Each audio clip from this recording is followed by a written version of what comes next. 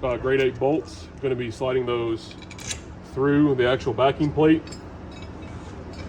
like that. Of course, going to be using some blue Loctite. The kit says to use locking washers, but they didn't come with any, so I don't know what the deal was there. Maybe China boy down the street needed them for his Honda Civic or something. I don't fucking know. So I'm gonna go ahead, put some Loctite on all these bolts.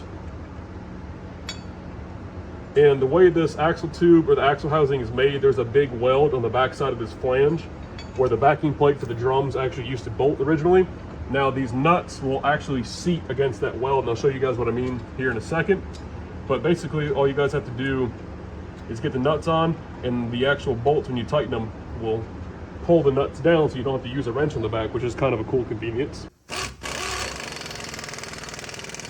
All right, you guys, here's that flange bolted up. You guys can see how the nuts sit against the weld, so you don't have to use a wrench on the back side. So I ran that on using blue Loctite. Again, I put the half moon toward the back at the 3 o'clock position. Now again, these spacers, you guys can obviously use them on the inside to space the rotor out, but the instructions even says you guys can use them on the outside away from the truck to actually take up thread gap. Slide on like that, and then our application again, the spacers will go on the back to take up thread gap, and then the other bracket will do the same on the bottom, and then that'll be good. All right, you guys, that's what the brackets look like bolted on. You want to go ahead and tighten the flange, leave the 4 bolts that hold the actual brackets on for the caliper, leave those loose per the instructions. Then you need to go ahead and take your drum, knock out your hub assembly, which is that's right there. Then we need to go ahead and clean this off one more time, go ahead and oil it up, go ahead, slide it on, put our outer bearing on. That's going to go ahead and get torqued to 80 foot-pounds. Then we're going to back it off 1/4 inch. Then we can go ahead and get our caliper bracket bolted on with the rotor, bend the brake line. Guys. So I didn't show much of putting the hub on, but it's essentially the same way you took it off, put it back on. Obviously separate it from the drum. Go ahead, clean the spindle, put some oil on it, slide it on.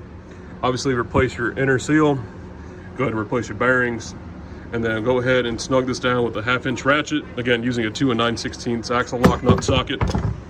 And while you're tightening it, spin it to put a preload on it. Again, this will get torqued to 80 foot-pounds. Then we'll back it off 1/4 inch, and then we're gonna go ahead and install our little safety retaining clip right here in this groove. All right, you guys just heard. Back this off 1/4 inch.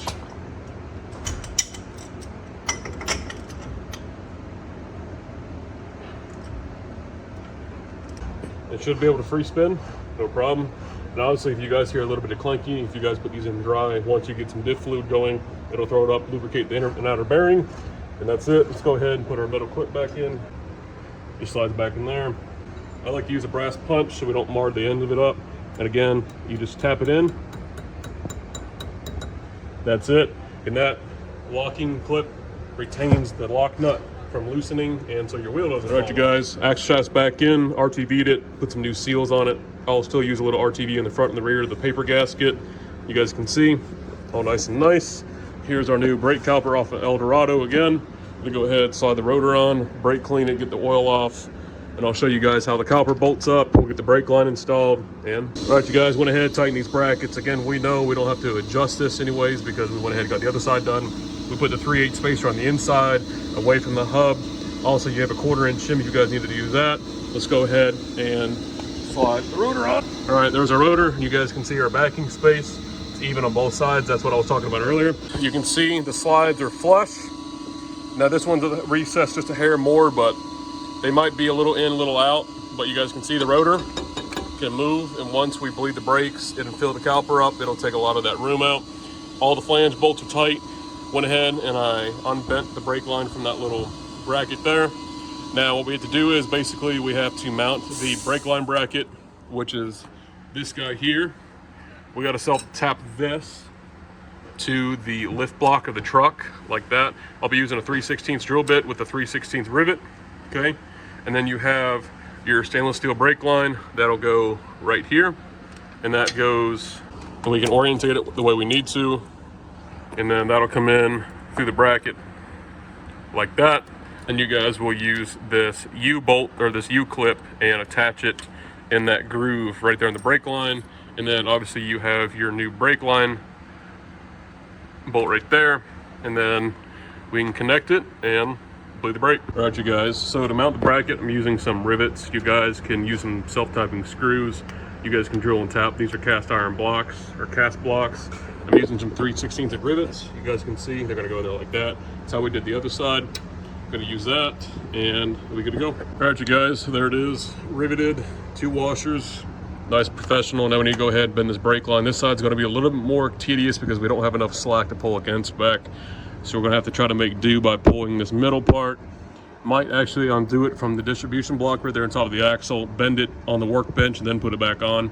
I just don't want to risk it. This side's a little bit more sensitive, so we'll see if we can make it work. Brake conversion on a 99 Ram 2500 is donezo. This line's just a hair short. I'm not crazy about it, but I can't do anything about it. You guys can see how we bent that line. Went down, up, left, right, and all over just like your mother. Go ahead, moment of truth, and we can go ahead and take our line clamp off. And we can go ahead and gravity bleed this side. Obviously, the passenger side. All right, guys, well, that's it. Disc brake conversion on a 99 Ram 2500. Gonna go take her for a ride, and other than that, she's good to go. I think the customer's gonna be really happy. Now he can stop, and his woman can drive the truck too. Thanks for watching, guys. Like, comment, subscribe. We'll see you in the next one.